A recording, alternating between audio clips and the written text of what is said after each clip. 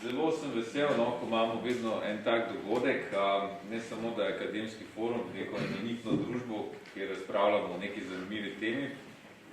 Še zlasti so ti dogodki, bi rekel, imajo nek poseben žar, ne, če kateri od naših kolegov objavi in pripravi in spiše eno tako, bi rekel, zanimivo knjigo, kot je kolega Letnar Černič, in seveda tudi objavil v, bi rekel, takšni znani, prestižni tuji založbi.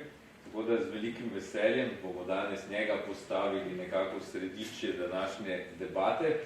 Tako da najprej bo on par besed povedal o sami knjigi, kaj so neki ključni poudarki, kaj je mogoče neke zanimivosti in tako dalje. Seveda pa imamo z nami, kot je običajno na naših akademskih forumih, nekako zanimive goste, ki lahko o teh temah zelo aktualno in bi rekel, zelo ekspertno tudi razpravljajo. Tako da tudi z vidika vas, gostov, ki ste tukaj in pa predvsem naših študentov, katerim je to primarno tudi namenjeno. Verjamem, da bo debata zelo zanimiva. Torej z nami gospa varuhinja človekovih pravic, naš profesor Petrič, tudi nekdanji predsednik Ustavnega sodišča in pa kolega dekan Vavkot, dekan poslovne fakultete v Ljubljani. Tako da mislim, da debata bo zelo zanimiva, to sem prepričan. Moja naloga je, da jo nekako povezujem, da skrbim za čas, da ne bomo predolgi, da ne bomo prekratki in da bo vse potekalo tako, kot more. Zdaj pa, kot rečeno, v središču današnje pozornosti je naš kolega Jernej, tako da izvoli, prva beseda je tvoja. Hvala lepa, Gorast, hvala vsem, ki ste prišli, še vsej gostom se vzali na to vabilo. V bistvu ta knjiga je rezultat mojega dolgoletnega raziskovanja o spoštovanju človekovih pravic v gospodarstvu, v zasebnem sektorju.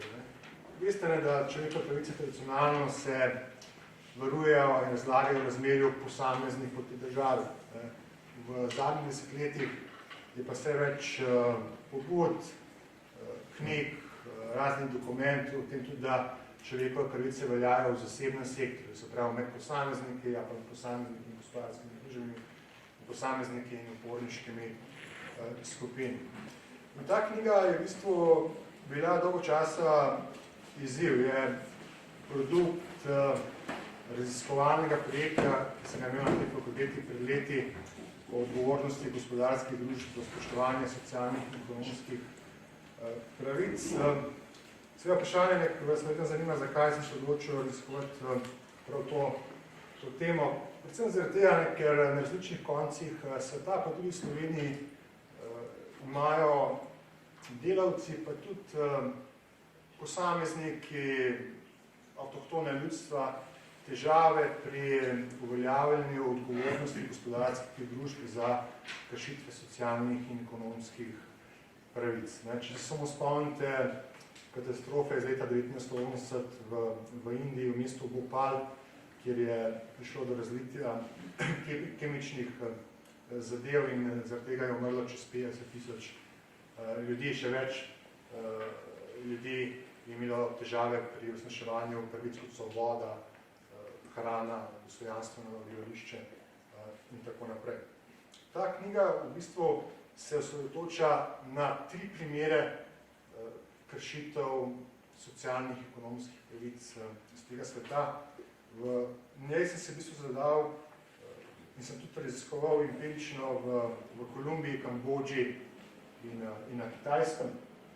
V teh državah je vrsto težav ne samo pri zagotavljanju človekovih pravic v zasebnem sektorju, na splošno so države, kjer je regulativni okvir zelo šibak, pravna država ne deluje in zaradi tega potem je jasno, da prihaja do vrste kršitev človekovih pravic. Denimo v Kolumbiji dolgo časa, šele pred 2 leti je prišlo do podpisa mirovnega sporazuma, ki je končal državljansko vojno in vrsta predvsem tujih, pa tudi domačih kolumbijskih korporacij je vsaj posredno bila odgovorna za kršitve pravic, kot so pravice do vode, hrane, nastanitve, zdravstvenega varstva, izobraževanja. Vrsta ljudi ni imela teh osnovnih zmožnosti, da se samo uresniči v življenju. Po drugi strani v Kambodži je res prihajalo do sistematičnih kršitev ekonomskih socialnih pravic zaradi nacionalizacije, ker kambodžka vlada jemlje zasebno lastnino avtohtonom prebivalstvu, običajnim ljudem in je potem predaja predvsem kitajskim podjetjem, ki potem izkoriščajo tako to zemljo, temveč tudi socialne in ekonomske pravice prebivalstva, ki živi na tistih območjih. Potem pa zadnja študija primera je bila pa Kitajska. V Kitajskem praviloma rečemo, da so težave pri varovanju človekovih pravic. Vendar je pa na področju socialnih in ekonomskih pravic Kitajska kar morda lahko vzor nekaterim drugim državam. Kljub temu, da se pojavljajo kršitve tudi pri zagotavljanju delavskih pravic ali pa pri poslovanju kitajskih multinacionalk v državah globalnega juga, v Afriki, v Južni Ameriki in tako naprej.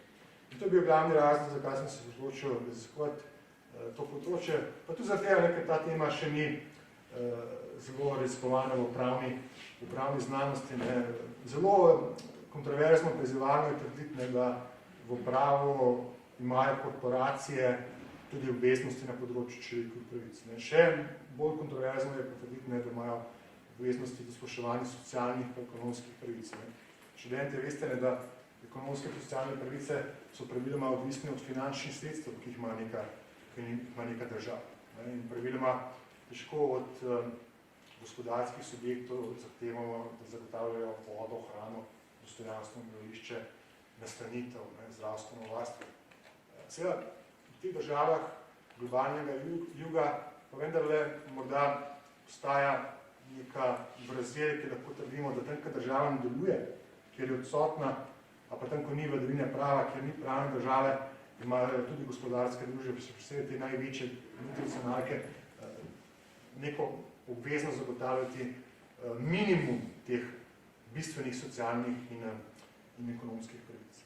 Jaz v bistvu v tej knjigi zagovarjam pa postavljam tezo prvič, da gospodarske družbe imajo obveznost do spoštovanja pravice do vode, hrane in nastanitve, zdravstvenega varstva in izobraževanja v nekem manjšem obsegu in v kontekstih, kjer države ne zagotavljajo teh pravic, oziroma tam, kjer ni vladavine prava oziroma pravne države. In to utemeljujem preko različnih pravnih virov, ki sem jih najdel v različnih domačih pravnih redih, potem na mednarodni ravni. Eno poglavje je pa posvečeno samim zavezam korporacij, ker korporacije same štejejo, da imajo zaveze spoštovati te osnovne socialne in ekonomske pravice. To je trend, ki zdaj že traja nekaj desetletij.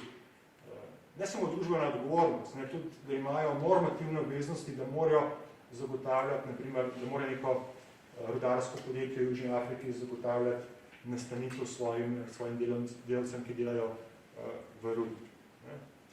Potem pa še zagovarjamo te tezi, da je potrebno izboljšati tako domače pravne rede in mednarodne pravne rede z vidika zagotavljanja sodnega varstva v primeru domnevnih kršitev socialnih in ekonomskih pravic.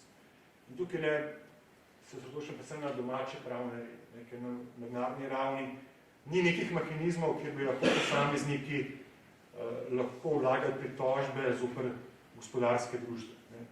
To v tem trenutku ne obstaja, razen nekaterih izvensodnih mehanizmov pod organizacijo o ekonomskem sodelovanju po svetu, spravo OECD, na določene prostovoljne mehanizme. Seveda, kot predloge za izboljšanje stanja, pa tudi poudarjam, da je morda potrebno se posvetiti tudi k izboljšanju mednarodnega pravnega varstva, s tem, da bi v okviru Združenih narodov sprejeli mednarodno konvencijo o spoštovanju človekovih pravic v gospodarstvu. Ta konvencija se že dve leti pripravlja v Združenih narodih in trenutno obstaja osnutek te konvencije in to bi morda bil ena motivacija za domače pravne rede, da bi izboljšala varstvo ekonomskih pa socialnih pravic. Zdaj ne bom predolg, pa da malce napeljamo to zgodbo tudi na slovenski kontekst. Seveda, slovenska država tukaj ni izjema.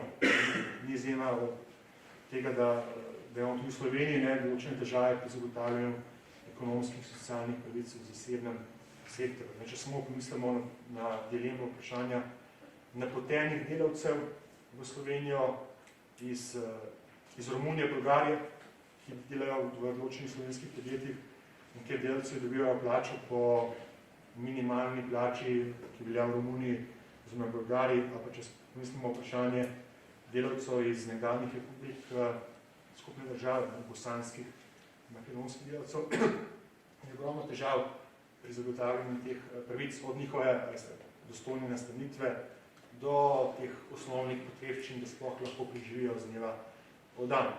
Pa seveda tudi do vprašanja, kakšno obveznost ima država, pa denimo SDH, Slovenski državni holding, pripravijo državnih podjetij, ali morajo tudi državna podjetja, kot je denimo Luka Koper, zagotavljati spoštovanje ekonomskih socialnih pravic, ker vemo, da denimo v Luki Koper dela čez 1000 delavcev preko podizvajalskih podjetij, ki ne spoštujejo tako dosledno socialnih ekonomskih pravic kot sama Luka Koper. Tako da ta vprašanja so aktualna ne samo globalno, temveč tudi v slovenskem tekstu in morda v debati jih lahko tukaj načnemo. Super, najlepša hvala. Jernej, hvala za tole predstavitev, kot si v bistvu že sam nekako napeljal iz tega mednarodnega konteksta, kjer je knjiga prvenstveno nekako fokusirana, si zdaj tako ali tako že pripeljal, bi rekel, na Slovenijo. Tako da tukaj morda potem eno naslednje vprašanje naši varuhinji, morda kako pa to pravzaprav moče z vašega gledišča v tem slovenskem kontekstu, kakšno so vaše opazanja? Lepo pozdravljeni vsi, ki ste prišli. Moram reči, da sem presenečena, da vas je toliko. Čestitala bi za knjigo dr. Letnar Černiču. Moram pa tudi to povedati, da me je privabilo na to mizo in k temu pogovoru. Tudi dejstvo, da je varuh po novem razširjena institucija. Imamo tudi svet za človekove pravice kot posvetovalno telo aktualnega varuha, ko preneha delati, preneha tudi delo temu telesu in se izbere nove kandidate. In ravno vaš profesor je tudi eden izmed članov. Zdi se mi zelo pomembno, da prihajajo kot posvetovalno telo varuha zelo različni predstavniki, je predstavnik znanosti, tam lahko celo nekoga povabiš, da sodeluje in tako sem ga povabila v svet, kjer je zelo pomembna pluralnost. Zelo mi je bilo zanimivo uvodno razmišljanje, jaz knjige še ne poznam, sem jo pa zdaj v grobem nekako spoznala, torej tujina, kršitve pravic v zasebnem sektorju. In spomnila sem se na en tak šaljiv dogodek, ki bi ga lahko izkoristila. Kot veste, je nekdo moral napisati pogled z gradu in ko je bil na gradu, je rekel, je megla in ne vidim nič. In tako bi lahko jaz rekla, varuh človekovih pravic ni pristojen za zasebni sektor in nimam kaj povedati. Vendar absolutno tega nikoli ne bi izkoristila, ker tudi, če varuh ni pristojen direktno za zasebni sektor in kršitve, se zelo trudim, da bi te kršitve opazila ravno tako kot v javnem sektorju. Kajti ljudje ne izbirajo in ne rečejo, ja, veste, mi smo v zasebnem sektorju, tam je malo drugače. Ne. Ljudje občutijo kršitve človekovih pravic, ne glede na to, kdo jih krši. Ali je to zasebnik ali država. Žal, ker imam največji nadzor prav nad kršitvami države, lahko rečemo, da ni najboljši zgled zasebnikom. Kajti, če država krši človekove pravice, bodo zasebniki, ki lahko morda še težje živijo in preživijo, rekli, vse je v denarju, kapitalu, težko upoštevamo to, kar je zapisano. Zato se mi zdi, da je zelo pomembno, kakšen zgled daje država. Še vedno ljudje, ki prihajajo k varuhu tudi na teren, objokujejo tisti, ki so jim kršene pravice, SDK.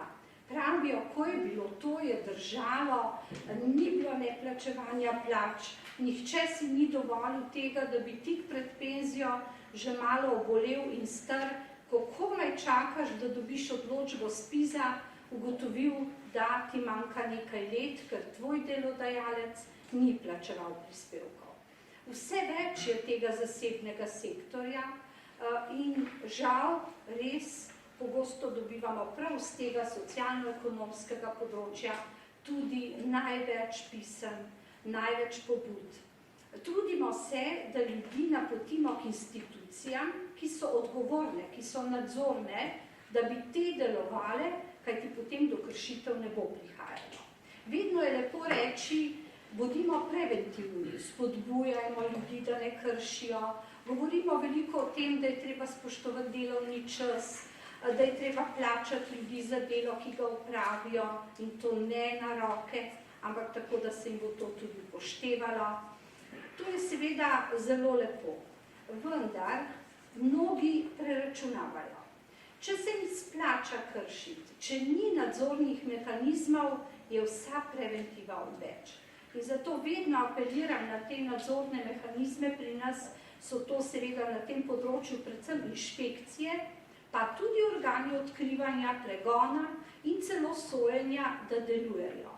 Sama sem bila, kot veste, dolga leta tožilka in ravno ob koncu, preden sem prišla na mesto varuhinje, sem pokrivala področje izobraževanja tožilcev in lotila sem se, pomislite, prav tega področja.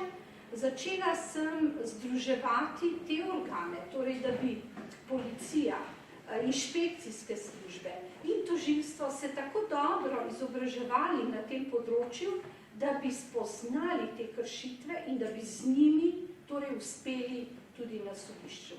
Kajti, če nekdo ve, da lahko krši in da ne bo preganjan, da se bo zmazal, tako rečejo ljudje, vsak dan, potem to počne kar naprej, ker se mu zdi. Ali da ga ne bodo ljudje prijavili.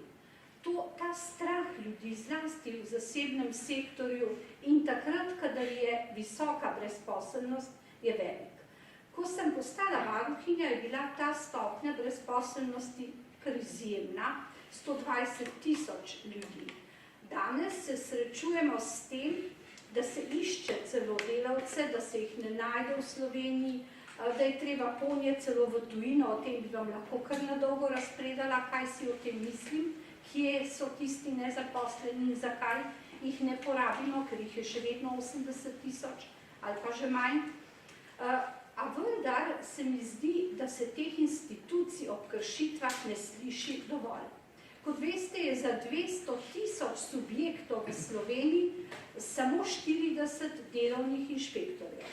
Vsakokrat, ko grem v državni zbor ali na vlado ali povabim ministre, mi obljubijo, da se bo stanje zvečalo. Tudi pred kratkim, pred tednom dni na Komisiji za peticije, človekove pravice in enake možnosti so se z ministrstva branili, češ nimamo kadrov. To je po eni strani res. Vendar, če imamo toliko kršitev, mora država zagotoviti kader, ki bo uspešen na tem področju, tako da bodo prihajali, kajti lahko si brez skrbi, da te ne obiščejo, če je toliko subjektov, inšpektorjev pa tako zelo malo. Obstajajo tudi kazniva dejanja. Celo poostril se je kazenski zakonik na področju kršitve delavskih pravic, ko ni več potreben obarvan, lahko je eventualni naklep, torej je to lažje dokazovati.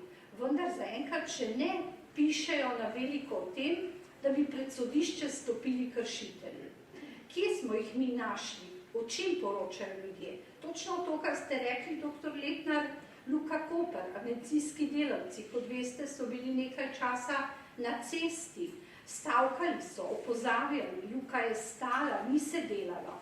In vendar, nažalost, se je to, bomo rekli, je kar utihnilo nenadoma, nekateri so morali dobiti zaposlitev, nekateri so preračunavali, ali se jim to splača, ker kot veste, tisti, ki niso redno zaposleni in rabijo denar takoj, in morda ta ponudba, da bodo dobili več, kot če bodo še zavarovani, pa mislili na penzijo, ki jo morda ne bodo dočakali. seveda je bila kriva tudi temu, da se je stanje koliko toliko uredilo. Ne vem pa, če je urejeno. Veliko je bilo napotitev ne le iz tujine k nam, o tem je bilo govora, kjer lahko delajo za evro, pol evra, ker se jim zdi na uro, tam pravzaprav, kjer živijo in če bodo to prihranili za domov, še kar dober denar in s tem znižujejo ceno tudi drugim. Tudi naši ljudje preko Slovenije so odhajali v tujino z zelo rizičnimi podjetji. Podjetja, ki so se ustanovila čez noč, se verižila, dobila ljudi, ki so prišli parkrat prespali v Sloveniji in odšli v Nemčijo. Ne vem, če se še spomnite dolgih vrst pred konzulatom Nemčije. Vsi ti ljudje so upali na eno boljšo prihodnost, da bodo iz Nemčije prinesli denar, morda kaj gradili, morda preživeli svoje otroke. A kaj se je zgodilo? Pisali so mi celo to, da so jim morali ti ubogi ljudje doma poslati denar, da so prišli lahko nazaj. Kajti tisti, ki jih je napotil, in to iz Slovenije, ni poskrbel, ni bil rentabilen, ni bil kredibilen, je že propadal in se je pravzaprav saga teh ljudi samo povečala. Kršitve smo imeli tudi pri mnogih podjetjih, ki zaposlujejo varnostne, torej varnostnike. Tudi tu so prišli celo sindikati do mene pred nekaj leti, mislim, da se je situacija izboljšala. Zelo smo bili strogi in odločni, da je potrebno spoštovati človekove pravice, šlo je za verižanja podjetij, kar naenkrat jih je bilo veliko, ker si dobil nekje drugje zaposlitev, so te prej odpustili, delali so preko delovnega časa, dobivali celo denar, delno v kuverti, vemo, kako je s tem, kjer se ne upošteva, vidiš ali ne vidiš, celo prihaja lahko do nesoglasi med ljudmi, češ, tebi bom dal malo več, samo bodi tiho in ne povej drugemu, koliko si dobil. Skratka, vse to izkoriščanje ljudi, ki so imeli res bedne plače, je bilo kar pogosto prisotno. Torej, želim si, da bi se res, tako kot ste rekli, nisem niti pomislila, da bi lahko to bila bodočnost, da bi se tudi pri nas sprejela konvencija, ki bi veljala za zasebni sektor.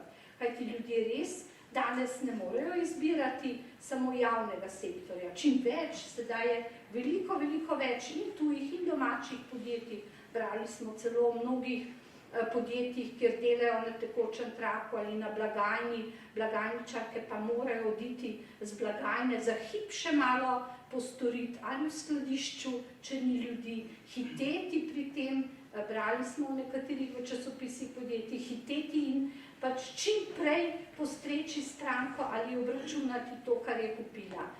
Torej, zdi se mi zelo pomembno, da se zajezi izkoriščanje ljudi in upoštevajo socialno-ekonomske pravice vsem ljudem, ki živijo, recimo lahko rečemo, na svetu, ampak tokrat govorimo o Sloveniji, ne glede, kdo je njihov delodajalec. In vsak delodajalec mora vedeti, da s tem, ko krši človekove pravice na vseh področjih, zlasti tu na tem, bo prišel pred roko pravice ali gospoda inšpektorja, ki ga bo hitro obiskal, primerno ukrepal.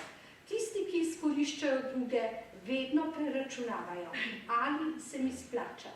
Kot veste, tisti, ki reče, če kršim, dobim milijonček, če plačam 200 000, kakšna velika razlika. Torej, preračunavanje je vsem nekako lastno, ne sme se ti pa splačati, zato ker ljudje, ki tako živijo, tonejo v revščino, pa ne v revščino, v bolezni.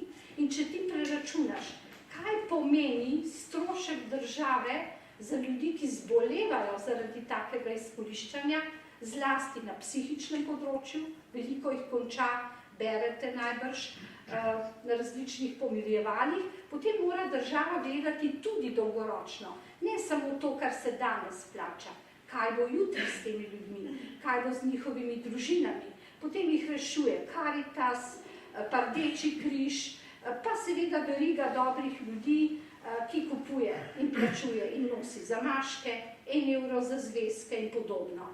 Mi vsi smo pravzaprav v istem loncu, v istem kotlu. In tu se to ne sme dogajati, ni važno, kdo je to. Vsi moramo, tako kot je rekel dr. Letnar Černič, dostojanstveno, spodobno živeti.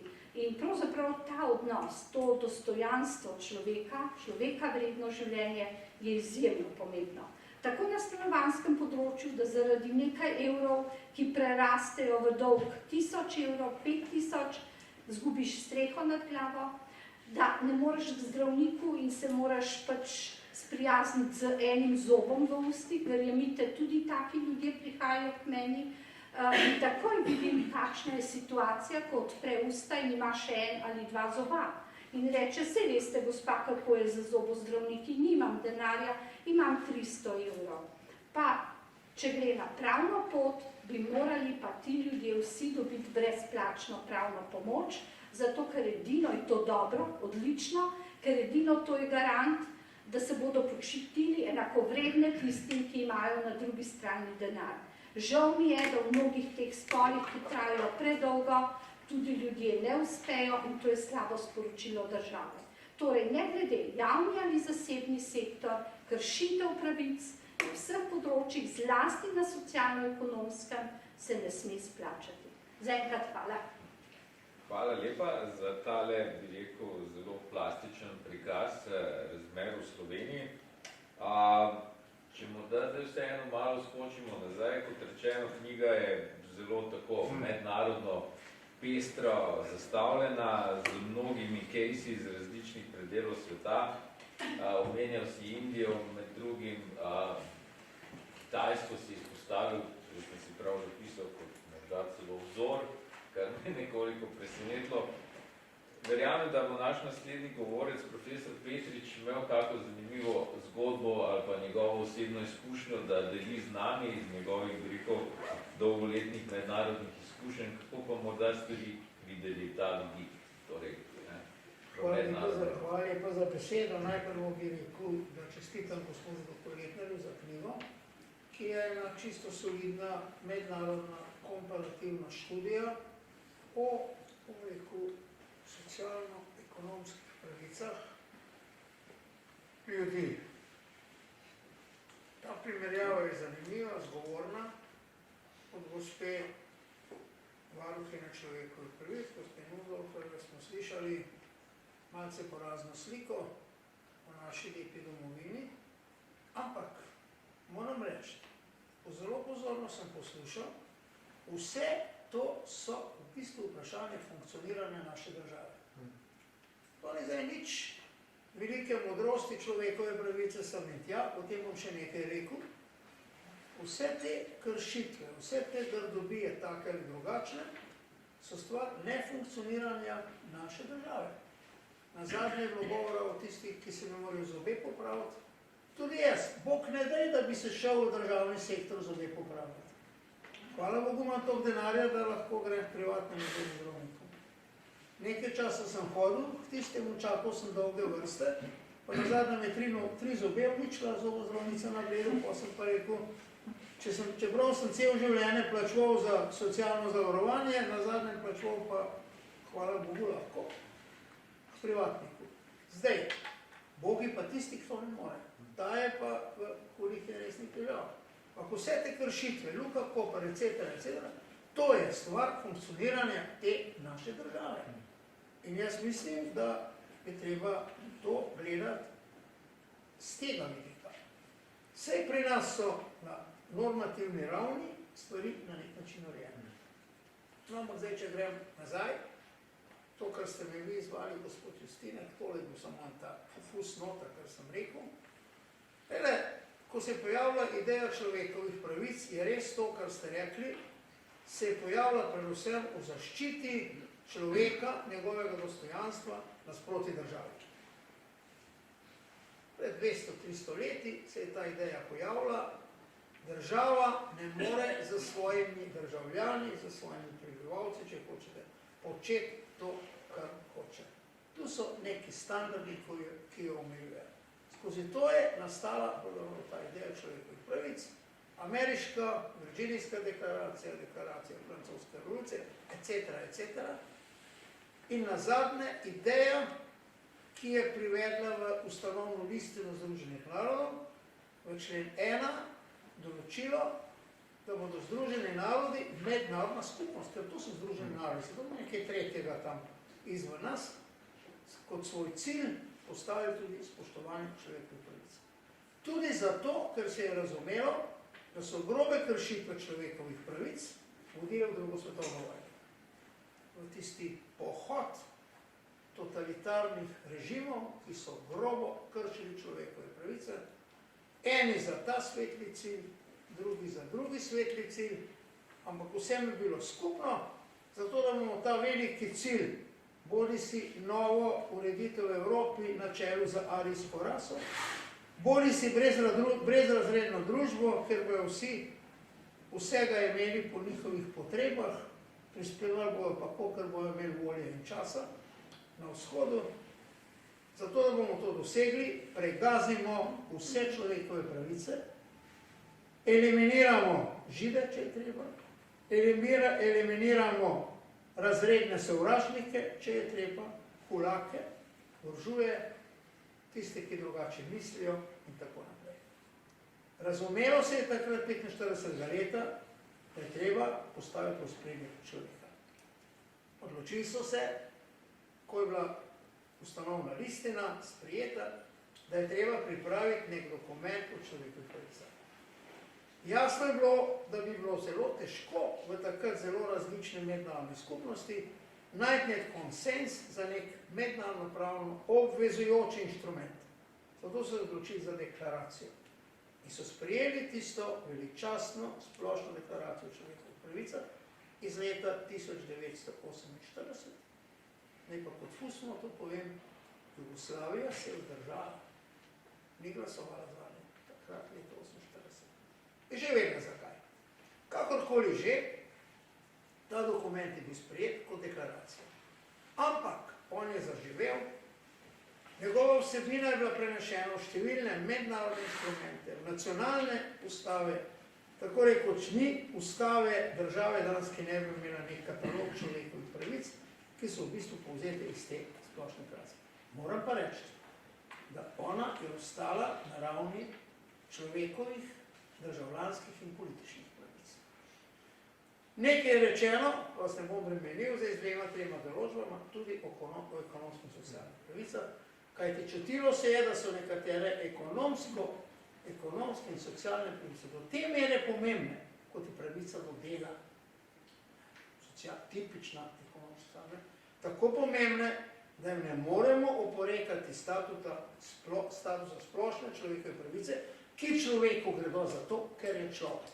Zato mu gredo, ker je človek. Ampak potem, ko se je pa hotel narediti naslednji korak, da bi se naredil nek zavezujoč dokument, so se takoj pokazale razlike. Zahodni del takratnega sveta je imel v mislih državljanske in politične pravice. Svoboda vesti, svoboda govora, svoboda združevanja, tudi sindikalnega in tako naprej, političnega združevanja, svoboda govora in tako naprej. Na vzhodu seveda so brez tem težave, pa so nekako dajali prednost ekonomskim in socialnim pravicam. Pravica do dela, pravica do izobraževanja, pravica do socialne varnosti in tako naprej. Zato, da bi se omogočilo državam, da če že nočejo pristopiti k enemu celovitemu dokumentu, ki bi vseboval oboje to, so naredili 2 konvenciji. Eni so pristopili lahko ene, druge, večina držav je pristopila k obema. Nekatere še vedno, par jih je, ki niso pristopile k konvenciji o državljanskih in političnih pravicah, nekaj več jih je, ki niso pristopile k konvenciji o ekonomskih in socialnih pravicah. Zakaj? Zato, ker je te druge na nek način veliko težje pravno sankcionirati in pravno, bi rekel, fiksirati, opredeliti. Že sama pravica do zaslužka. Za pošteno delo, pošteno plačilo. Kako je zdaj to? Kaj je zdaj to v Indiji? Kaj je pri nas?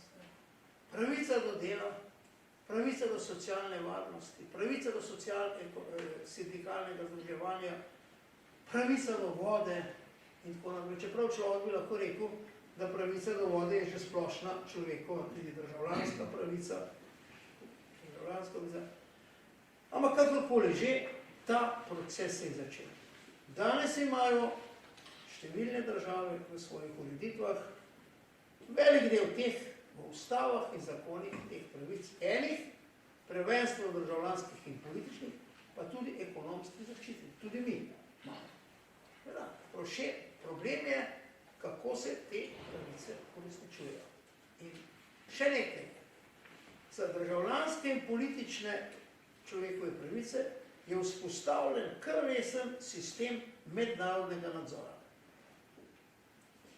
Na ravni Združenih narodov, najprvo Komisija za človekove pravice, potem Svet za človekove pravice, ki mu, by the way, Slovenija ravno to leto predseduje, kjer tudi posameznik, ki ni dosegel pravice, ni dosegel spoštovanja svoje človekove pravice iz konvencije Združenih narodov, gre lahko pred ta mednarodni forum in se tam sooči za svojo lastno državo. Še več je teh zaščitnih mehanizmov na regionalni ravni in tak nam najbolj poznanje, se pogosto z njim srečamo, Evropska konvencija iz leta 1951 o človekovih pravicah in Štrasburško sodišče, ki varuje tudi državljane teh držav, ki so stranke te konvencije, njih, tudi v odnosu do njihove lastne države. In tako Slovenija tam vsake toliko časa dobi, vsake toliko časa pa zgubi kakšno zadevo pred tem sodiščem in je treba tistim, katerih človekove pravice je kršila, plačati.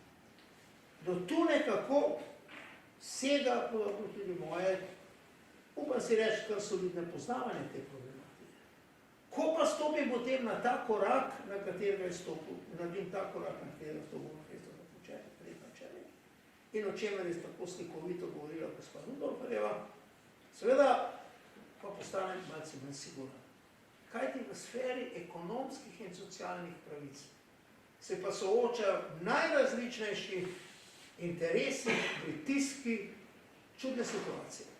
Še najbolj sigurno je, da je treba zakone spoštovati. Če neka država nekaj uzakonila, postavila določeno vir, presneta reč, to je potem že stvar pravne države. Kaj od tega pa so lahko, bi rekel, vse človekove, ekonomske in socialne pravice? Ja, tu je ta konvencija, Evropska konvencija o človekovih pravicah ima malo tega. Tu je cela vrsta konvencij sprejetih v okviru mednarodne organizacije dela, pri katerih je pri mnogih Slovenija tudi članica, ker če smo stranka te konvencije, nas te konvencije zavezujejo, kar se tiče dela. Določene stvari, seveda, pravica do stanovanja, pravica, kot sem prej rekel, do pravičnega plačila. Če je nekaj zakonsko urejeno, če ni zakonsko urejeno, tu so interesi, bi rekel, trga, tekma, konkurenčnost in tako naprej.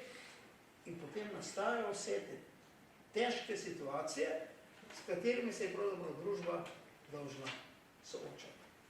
2-3 pripombe, nisem prebral vašo knjigo, pred pol ure me je gospod profesor dal, pol hitro ne berem, mogoče bi propustil še 2 dni, da bom malo prelistal. Ampak moja izkušnja v svetu.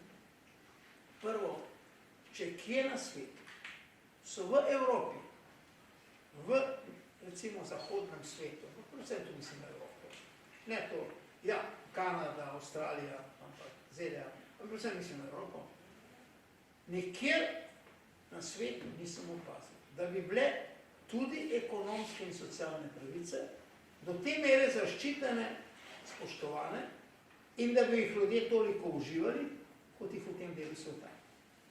Grozljivo je biti delavec v Indiji. Nič dosti boljše ni biti delavec na Kitajskem, čeprav so vaše izkušnje nekoliko boljše, ampak koliko sem jaz imel priliko spoznati sindikalizem na Kitajskem, zelo tvegana zadeva, ne bi bil sindikalni funkcionar tam še dolgo časa in tako naprej.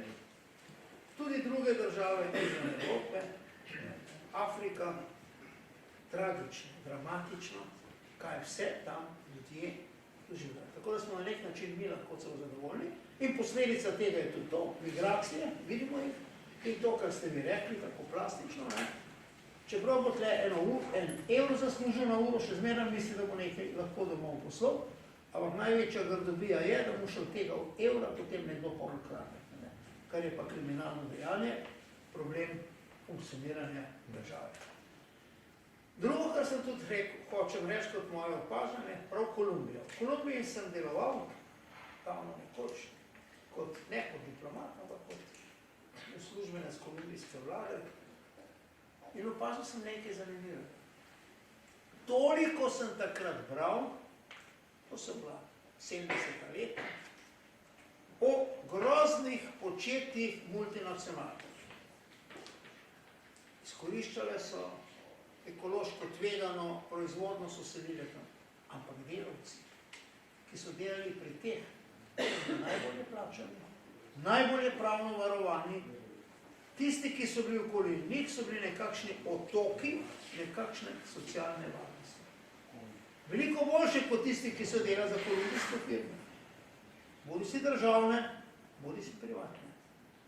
To je bilo nekako biti v službi pri neki multinacionalki, je pomenilo, da si pravzaprav na konju. Ne vem, kako je to danes. Ampak hočem reči, prst ni treba uperiti samo multinacionalke. Prst je treba uperiti svoje. Sej Luka Koper ni multinacionalka, pa še marsikdo drug. Sosedov Francev, ki izkorišča tamle recimo 2 Bosanca in tako naprej, ni multinacionalka in tako naprej.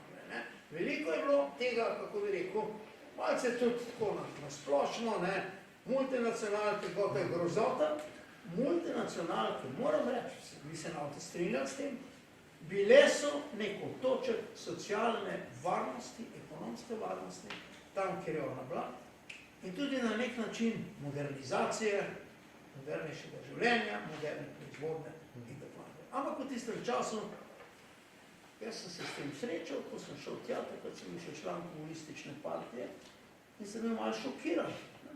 Ko sem to videl, realno sem to videl, čakaj, temu zdaj malo razmislimo, kaj je res in kaj ne res.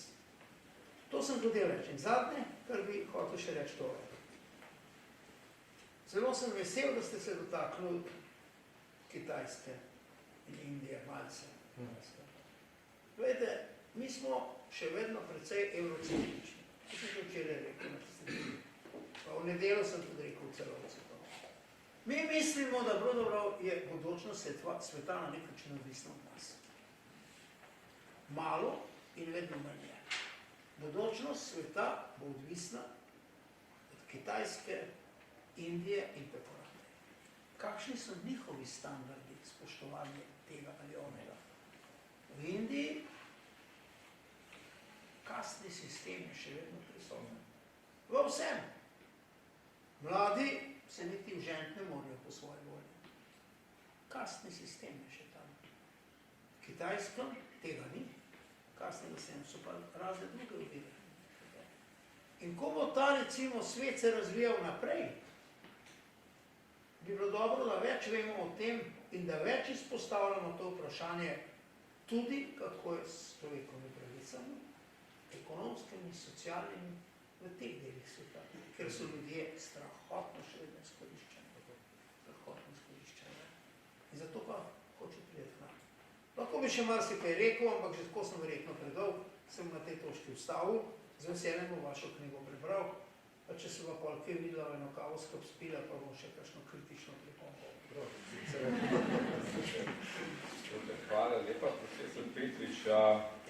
Ja, nekaj zanimivih istočnic za našega, bi rekel, zadnjega sogovornika, dr. Vavkota, ki je med drugim tudi dekan Fakultete za poslovne vede. Torej, če smo zdaj malo obdelali, bi rekel, ta vidik človekove pravice, pravni vidik, mednarodni vidik, torej zdaj prihajamo, bi rekel, v gospodarske vode. Kolega ima tudi dolgoletne izkušnje neposredne z gospodarstva. Teda me zanima, recimo, ako včasih, ko se takole študenti pogovarjamo, se mi zdi, kot da nekako pridemo na neko, ne vem, da tehtamo, torej gospodarstvo pa človekove pravice, kot da sta si nekako, vsak na neki svoji strani. Pa jaz mogoče, ne vem, nisem vedno tega prepričan, jaz mislim, da recimo, ne vem, direktor, ki izkorišča svoje zaposlene, nekaj časa jih lahko, ampak dejansko po nekaj letih najbolj ugotoviš, da je tista fraza, ki je zguljena, da so zaposleni največji bogatstvo in tako dalje.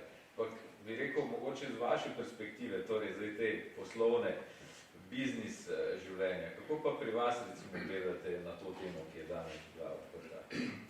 No, meni je zanimivo, jaz mislim, da sem edini nepravnik tudi tukaj, kolega, mi dva s vami, od nastopajočih, moje področje je management in mednarodna ekonomija.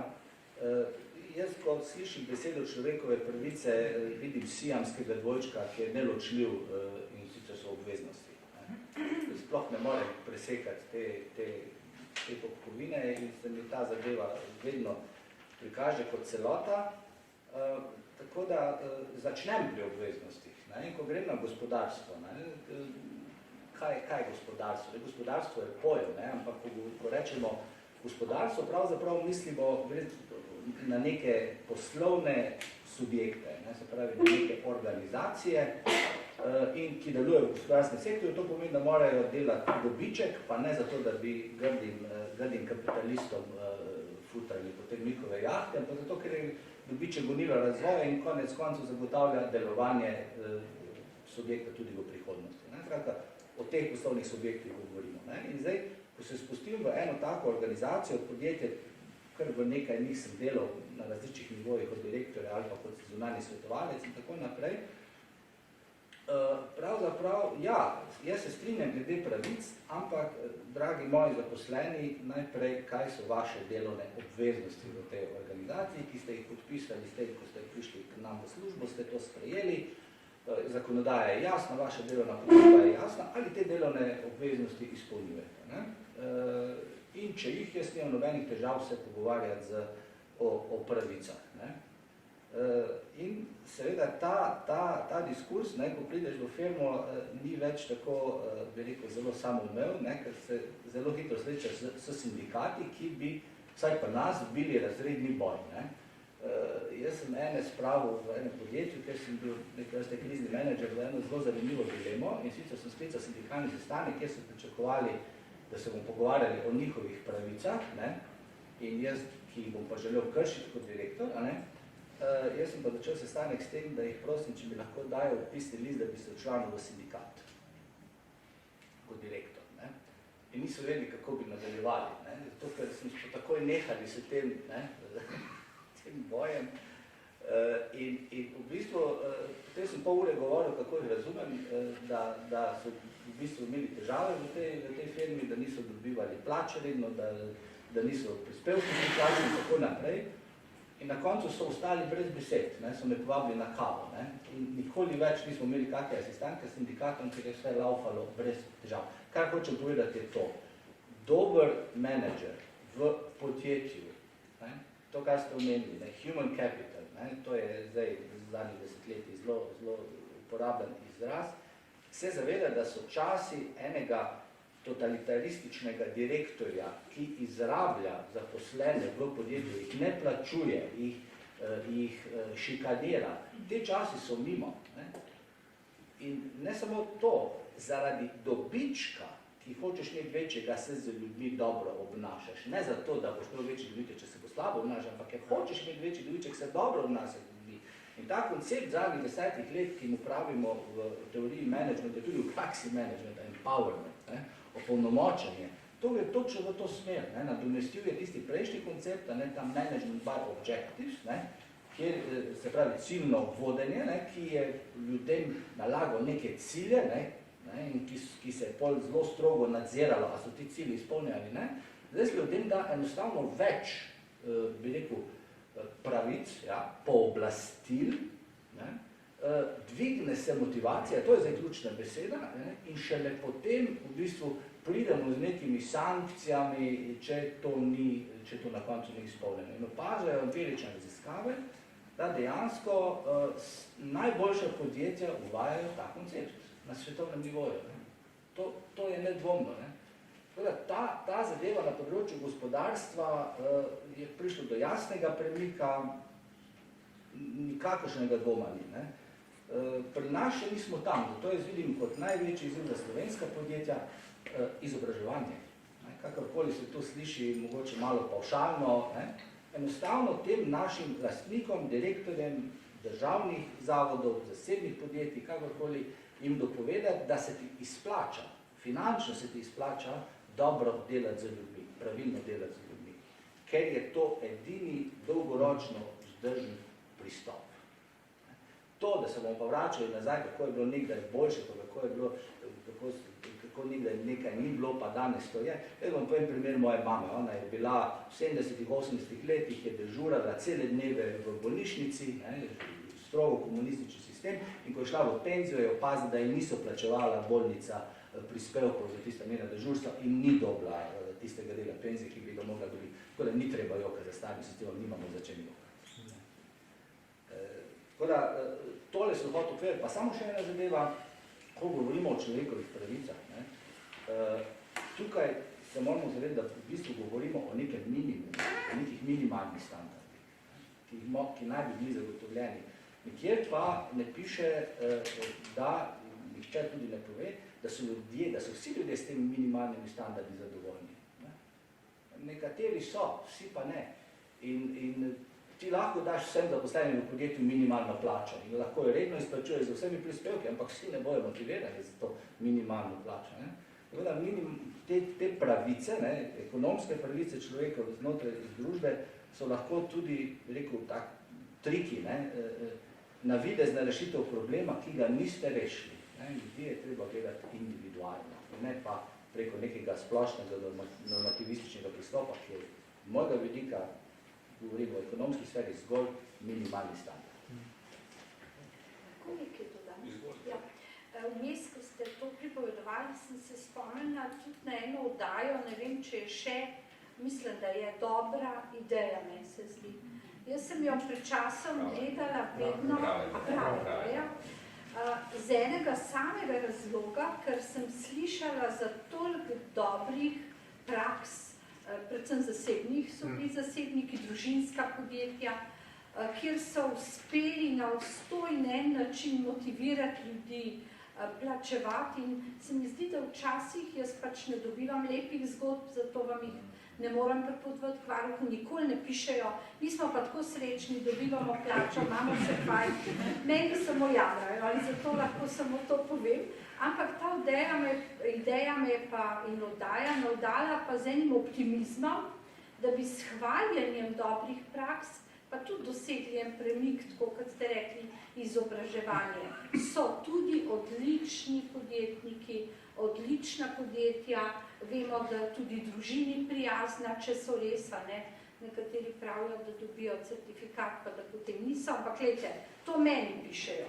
Najbrž so pa res, ker k nam, veste, se zgrinja samo tisto, kar je že prav najhujš, in tukaj moraš imeti kar dobre živce, ko berem to pošto, ni nič lepega, samo najslabše stvari, zato pač slišim za take.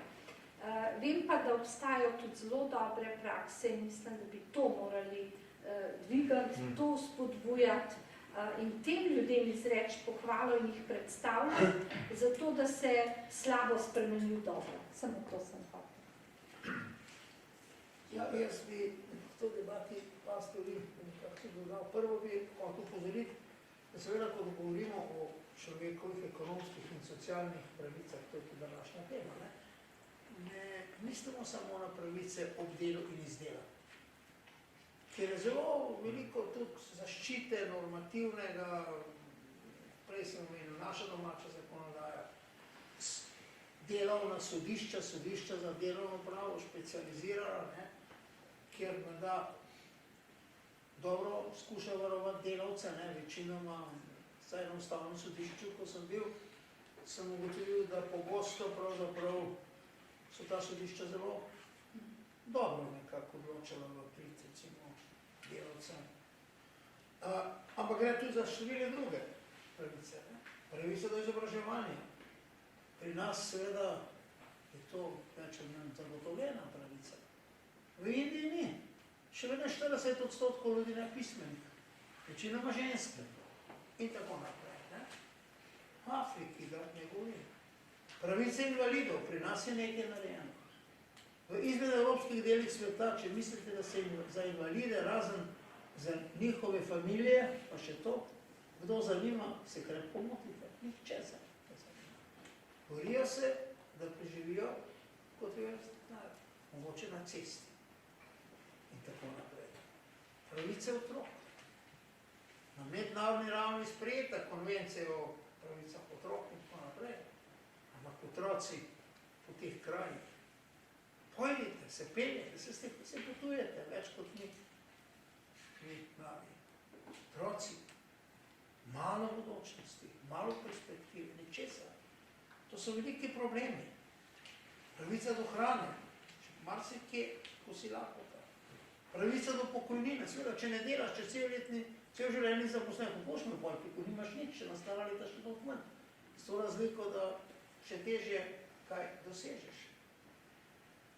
In tako naprej, pravica do zdravja, kultura, nekatera, vi omenjate v knjigi tudi ta indigenous populations, posebna tema, se ne manj. Hočem reči, tu je zelo veliko problemov v sodobnem svetu, zelo veliko, ampak potem, kad človek opazuje in posluša, vedno je treba tudi najti neka ravnotežja. To hočem povedati. Neka ravnotežja med tem, kar zmoremo, kar na vse zadnje potem dojamemo kot neko našo dolžnost in tem, kar se želi. Ampak za želje je vedno treba imeti tudi, kako bi rekel, na nek način sredstva. Treba je najti neko pravo ravnotežje. Ravnotežje je tisto, kar je bistvo iskanja rešitev za katerikoli problem v življenju. Treba je najti na nek način pravo mero, neko ravnotežje. In tudi pri vseh teh rečeh je tako. Mi lahko rečemo, vsi morajo imeti pravico do stanovanja, že, ampak če bomo to rekli, bomo, kako se že temu reče, grda beseda je, ne, čez 2-3 leta ali pa čez 10 let se ugriznil jezik, no, to ni tako grdo rečeno, ne, ker ne bomo to izpolnili. In to še toliko velja za številne druge dele sveta.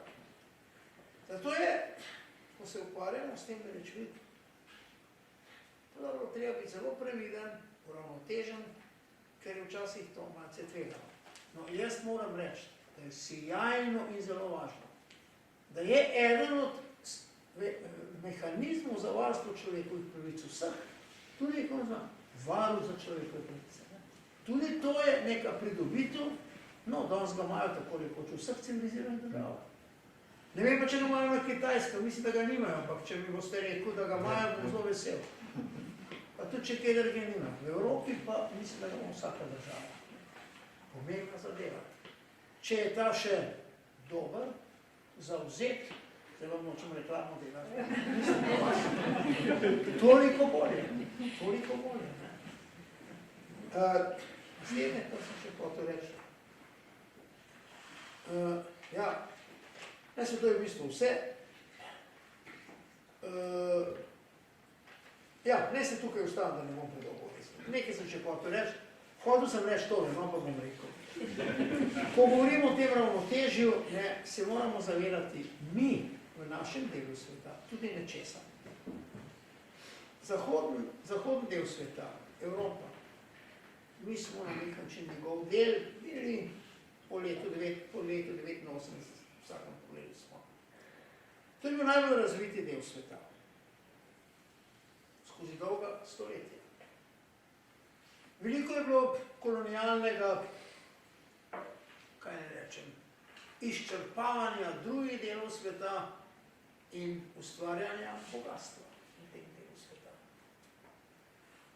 Tudi potem, ko je kolonializem začel propadati in razpadati, vse do nedavnega, do pred kakšnih 20 let, je ta del sveta imel tisto prednost, za katero bojo ekonomisti več vedeli od mene, diferencialno rento, nekasija.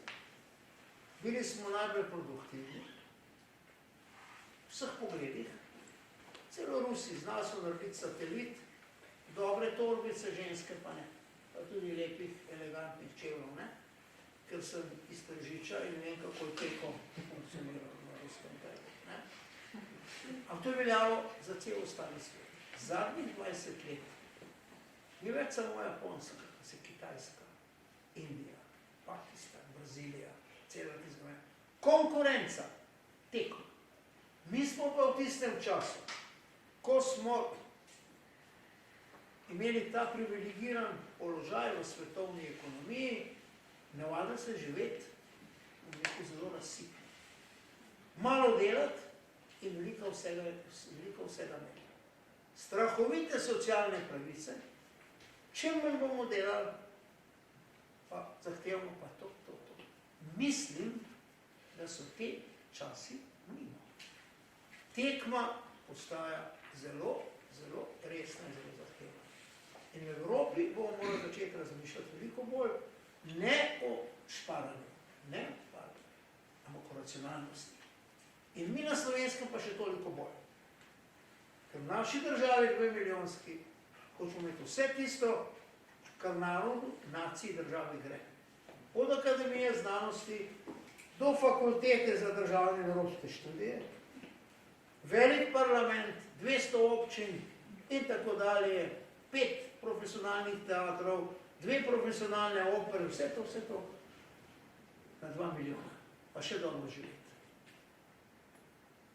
Vlada zdaj se pa upada s tem, kako bodo budžet skrpali.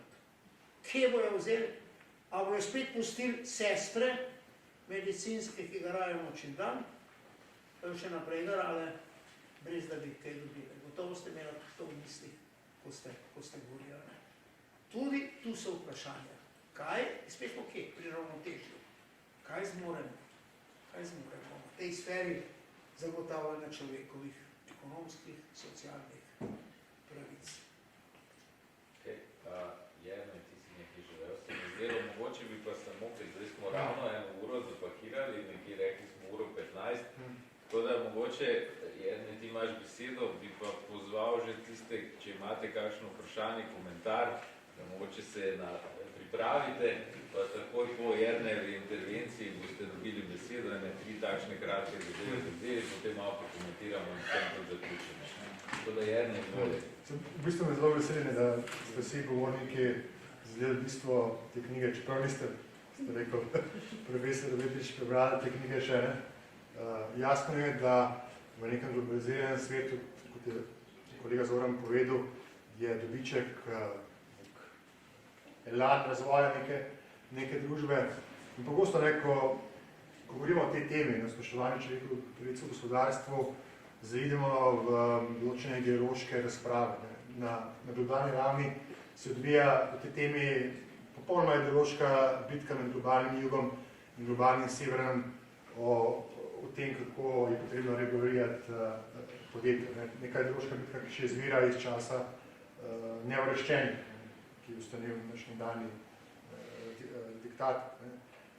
Glavno bistvo tega je, da je treba zarovati človekovo dostojanstvo. Jaz sem se tudi v tej knjigi prizadeval, ne samo, da zahtevam večjo regulacijo, pa večje možnosti do sodnega varstva, sem tudi namenil poglavje dobrim praksom podjetjem z področja socialnih in ekonomskih pravic, ki ni toliko malo, tako v Sloveniji kot po celem svetu. Je pa res po drugi strani to, kar je profesor Petrič povedal, da globalni jug te države, ki sem jaz preučeval te knjige od Kitajske, Kolumbije do Kambodže, da to je nek drugi svet. Treba povedati, da v teh državah, denimo v Kolumbiji, 70% delavcev je zaposlenih v neformalnem gospodarstvu, neformalni ekonomiji. To pomeni, da nimajo pogodbe o zaposlitvi, ne prispevajo v blagajno socialnega varstva, pokojnine in tako naprej. V Kambodži ta odstotek še večji 90%, seveda potem vprašanje, kako zagotoviti te pravice, in kdo je nosilec teh pravic. In ko človek pride v Bogoto, je seveda šokiran. Ker take razlike, seveda, kot pravite, so svetle izjeme korporacije, ki imajo dobre prakse. Če potem človek potuje iz severnega v južni del Bogote, pa tam, da pride še v nek drug planet. ne, ker se mora človek boriti za življenje. Ne, seveda, če moram povem kakšno anekdoto iz pisanja te knjige, ne, iz empiričnega dela, je vrsta anekdot, ne, še posebej iz tega terenskega dela. Ne, seveda v Kolumbiji ni se tako varno kot v Sloveniji, ne, ker lahko počnemo kar hočemo, prvno sprehode v polnoči, ne, in tako naprej. Ne. Medtem, ko sem delal intervjuje, so me po južnem delu Bogate preganjali takšni drugačni mladi gospodje, ki se mi pač izhajajo iz ranljivega položaja in so v meni pač videli nekega belca, ki je prišel z nekega drugega sveta. Da ne govorim o tem, ko sem poskušal dostopati do tekstilnih tovarn v Phnom Phenu v Kambodži. To so te tekstilne tovarne, ki proizvajajo oblačila, ki potem mi vsi skupaj kupujemo v Zari, v H&M-u pa v Gapu. Prvekrat, ko sem prišel tja, brez povabila seveda, me je varnostnik neke zasebne korporacije že vame nameril orožje in tako naprej. Seveda, to so drugo okolje, druge razmere. Slovenija je vendar država, kjer ekonomske in socialne pravice so iztožljive pred sodišči. Večini te države niso iztožljive. Zagotovo ne, je pa tisto vodila, ne, kot je gospa Nuzova povedala, človekovo dostojanstvo, dostojanstvo vsakega človeka, da ima neke osnovne zmožnosti, da se lahko samo uresniči življenje. Ker brez dostojanega lovišča, hrane, vode, človek ne more nič drugega početi življenje, kot da skrbi, kaj bo jedel, kot bo spal naslednje. Ok, ker moramo biti, hvala lepa vsem skupaj, ker mislim, da se nekaterim gostom našim že mudi, tako da res mogoče 3 intervencije relativno kratke, tako da prvo že imamo tukaj. Lep pozdrav, Gorčič Jože, okrožni sodnik v Ljubljani. Jaz najprej zahvalil profesor Letnarju in bi rad neko to holistično, sinergično predstavitev še malo ovrednotil iz tega vidika, zakaj je to pomembno. Ne? Latinski pregovor pravi primum vivere deinde filosofare, kar pomeni, da če so te pravice zagotovljene, potem lahko dejansko človek ustvarjalno deluje in to vodi v družbo splošne blaginje in naš napredek. To se je najbolje udejanilo v skandinavskih državah, kjer je napredek, kjer so na primer Danci najbolj zadovoljni ljudje na celem svetu in to se mi zdi bistvo in tukaj se mi zdi ta deontološki prispevek profesor Letnarja zelo pomemben. To je bilo jaz, kratko. Super, hvala lepa za ta komentar. Morda še kakšen komentar, vprašanje, izvolite. Jaz se vključujem, ampak prvo želim reči, da čestitam za to knjigo. Žal ja nisem prebrala in vem, da je več kot dobrodošla v kateremkoli delu sveta. Ne bi se dal v Kitajski, čeprav me ravno Kitajska največ zanima in tudi tam so bistvene spremembe tudi pri uveljavljanju delavčevih pravic. Ampak bi za Slovenijo nekaj rekla, kar se mi zdi zelo pomembno. Danes v tem času, zaradi tega, ker mislim, da smo tudi premalo pozorni na te kršitve, ki so nam znane in gremo mimo. Prvo bi izpostavila te plačevanje prispevkov. Sem z ustavnega sodišča in pred 3 leti smo odločali o tem, da je država pooblastila DURS, da je odločalo o tem, da to, kar je delavec že zaslužil v plači, lahko nek državni organ prelaga ali pa ne vem kaj na škodo, to, kar smo slišali. In to je trajalo leta in nismo to, zdaj ta zadnja novela Zakon o pokojninskem zavarovanju šla toliko korak naprej, kad delavce obvesti, pa potem inšpekcijo in tako naprej. To je prvo. Drugo, po televiziji smo lahko gledali, da direktor znane institucije pravi, v 2 letih imam tudi načrt, da bom ukinil te prekarne delavce, ki jih imam zaposlene. 2 leti, zdaj pa krši take osnovne, tudi te delovnopravne zadeve. Pa še na eno zadevo, ker tega je ogromno, kar lahko pozarjamo, ampak ne smemo tega dopustiti. In ni na tej stopnji razvoja, danes, kje smo, Pa še na to ne. Slovenija ima danes po statistični podatki okrog 280 tisoč revnega prebivalstva. Med tem revnim prebivalstvom so tudi zaposleni. V drugem členu ustave imamo napisano, da smo socialna država. Mislim, da nekaj ni v redu z razporeditvijo dohodka. Zdaj seveda, če smo z EU primerjamo, v Sloveniji vsaki 9 reven po tem podatku, v EU vsak 7. Ne moremo se potem deklarirati, da smo socialna država, ampak ni problem v tem. Problem je v tem, da tega problema ne vemo rešiti. V tej stopnji razvoja, v tem blagostanju, ki živimo, imamo revne ljudi, ki pač se preživljajo te mesece preko Karitasa, preko Rdečega križa in kar to. In s tem ne bi smeli biti zadovoljni. Pa samo nekaj še. Jaz tudi 15 let sem bila v podjetju. In zelo verjamem, da ni na dolgi rok ne gre jemati delavcem dostojanstva. Delavec še kako ve, kdaj se mu jemlje dostojanstvo.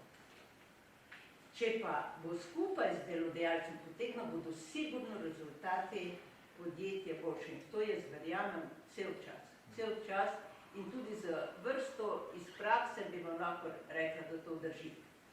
Mi imamo v Zakonu o gospodarskih družbah napisano, da se družbe ustanovijo zaradi dobička, kar je normalno za zasebni sektor sprejemamo. Vendar, čas je danes, da poleg dobička gledamo tudi zadovoljstvo ljudi v določenih podjetjih, ali pa da to, kar že itak skozi govorimo, da se država svoje uspešnosti ne meri samo z GDP-jem, se pravi z družbenim proizvodem, ampak tudi s kriterije zadovoljstva zaposlenih in ljudi, kjer države živijo in koliko država za njih skrbi. In tukaj mislim, da ne bi smeli biti indiferentni, ker ni razloga, da bi bili. Ne? In take dobre prakse imamo, jih iščemo, pa seveda še vse ostalo, kar se mi zdi zelo pomembno, tudi pri delavstvu, kar ugotavljamo, tudi s temi problemi, sedaj deficitarnih poklicov, ki se odpirajo novi problemi zaposlovanja ljudi iz migracijskih tokov in tak naprej. Hvala lepa. Hvala lepa za tale komentar. Tako da jaz bi zdaj, ne vem, če še mogoče kaj... Aha, zvolite, pa res bi prosil. Ja, bom skušal biti kratek. Jaz sem inšpekcije za delo, pa se vsak dan srečujem z slabimi praksami, varuhami se verjetno poznamo, ne? Jaz sem takrat izjavil, da je kršitev temeljnih človekovih pravic tudi kršitev, oziroma kršitev delovskih pravic temeljnih, tudi kršitev človekovih pravic, in so imeli to povzeli. Globoko se strinjam z dr. Petričem, ne? Podpišem normativno ureditev, solidno, mislim, da je vse v redu. Ampak, kako pa deluje, pač imam tudi osebne zelo slabe izkušnje. Spomar, ne mogoče celo poznam moj primer. Privatno, ne kot zaposleni delavc. Ne. Zdaj bi lahko govoril o anekdotah, tudi imam dokumentirane, mogoče bi jih tudi bilo kdaj smiselno objaviti. Ampak kje je po moje catch, da se bi stanje skušali izboljšati? Jaz nisem pravnik, sem tehnik in za mene je pravni red, proizvod in pravna varnost dobrina. Pač skušam vedno pa razmišljati, kako to proizvesti. In catch je za moje pojme v tem, prav kako izboljšati učinkovitost državne uprave oziroma države, ki ne deluje, kot pravi dr. Petrič, se zelo pozdravljam. Na kak način? Glavni problem se mi seveda zdi učinkovitost. Še večji problem je pa, kako omejiti subjektivni faktor odločevalca. Sodnikov takih in drugačnih. Ker seveda, mi smo tako majhna država, vsi se med seboj poznamo in tako naprej. Nežal, jaz to se mi zdi zelo prisotno in se mi zdi raziskovati, sam se bi verjetno v to usmeril, kako omejiti subjektivni faktor odločevalca. Pač sem že to izkaren na podlagi izkušenj to govorim. Mislim, da je to vprašanje, ki se ga nihče še ni posebej lotil, pa mislim, da je potrebno o tem razmišljati. Hvala. Hvala lepa. Zdaj, čakam, da imajo vsi gostje, bi rekel, neko vsaj zaključni stavek, bi rekel takole. čas je takole, da smo že tukaj. Jaz, če ste pri volji, bi prosil morda vsakega, ampak res za en zaključni stavek, dva, morda pa moče začnemo pri kolegu, pa potem zaključimo z našim, da rečem tako, slavljencem današnjim obizidu knjige, tako da morda vsak stavek, dva, tri zaključne besede, kako morda nek povzetek rezime celotne zadeve. Izvolite. Ja, jaz bi žogico iz strani države prinesel na posameznika te naše družbe. Ne? Mi smo v primerjavi, vsaj moja izkušnja je taka, ker dosti delam s tujino in s tujci, ki živijo tudi pri nas, zelo pohlevna populacija. In če si pohlevna populacija, potem te pač meljajo malo bolj kot pa tisti, ki so malo manj pohlevni. Ne? In bi rekel tako, če želite, ali pa če želijo prebivalci Slovenije več človekovih pravic, potem pač naj malo bolj odločno jih zahtevajo. Ok, zelo zanimivo. Izvolite, gospa Vaš. Vse se začne pri nas samih. Vsak dan lahko druge ljudi spoštujemo in potem bodo tudi oni nas. In to se bo širilo in mislim, da bo imela država z vsemi institucijami potem manj dela in več uspeha. Hvala lepa, profesor Petrič. Ja, težko je biti moder, ampak o teh stvarih je prav čim več govoriti, čim več pisati, se z njimi ukvarjati na različnih nivojih, Varuh za človekove pravice, Ustavno sodišče, sodišče in tako naprej. Zakaj? Zato, ker tu vedno za iskanje tistega čudovitega zaklada pravičnosti. Pravičnosti na nek način v tem najširšem smislu, ne kot pravna kategorija. Ampak na nek način tisto pravičnost, da pravzaprav vsakdo, da vsakomu nekaj gre. Pravičnost, ki je povezana s humanostjo.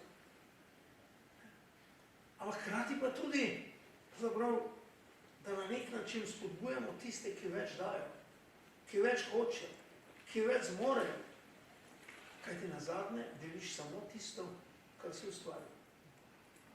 Pa kako zdaj tu najti čim bolj pravično družbo? Ne bo pravično, če bomo rekli vsakmo enako. Hiter bo konc zgodbe. Hiter bomo vsi brez vsega.